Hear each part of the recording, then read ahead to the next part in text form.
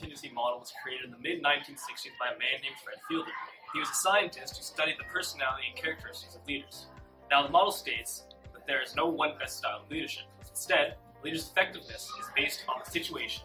This is the result of two factors: leadership style and situational favorableness.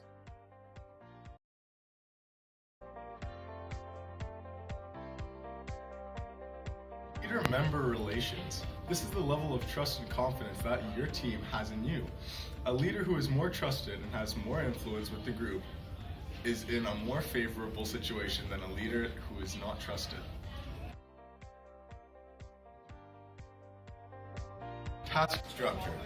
This refers to the type of task you're doing, clear and structured, or vague and unstructured.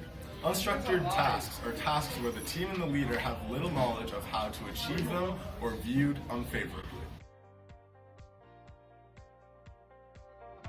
Leader's position power.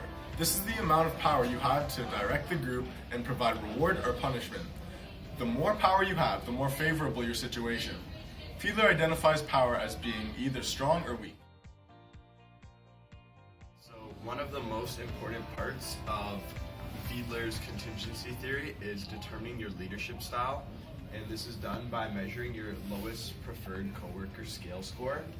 And so basically what this measures is if you're a task-oriented leader or if you're a relationship-oriented leader. And so there's two sides of the scale. So for example, one side is unfriendly and the other side is friendly. And you give yourself a score based on how friendly or unfriendly you think you are. And if you have a high LPC score, that usually tends to mean you're a relationship-oriented leader. Whereas if you have a low LPC score, then that means you're a task-oriented leader.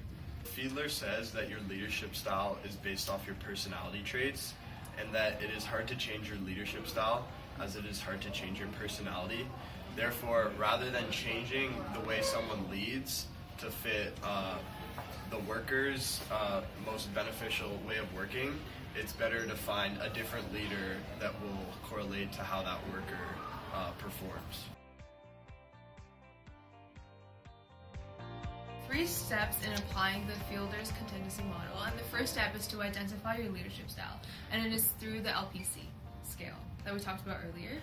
The second step is to identify your situation, so answering the following questions.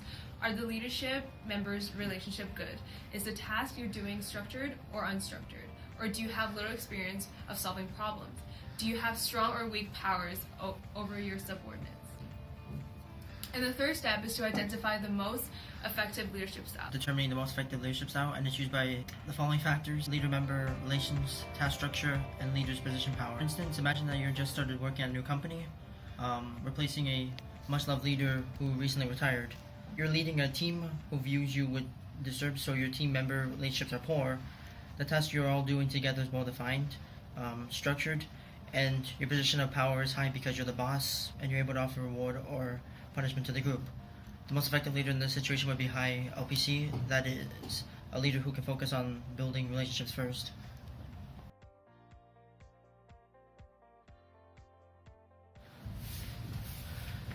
How's work going, guys?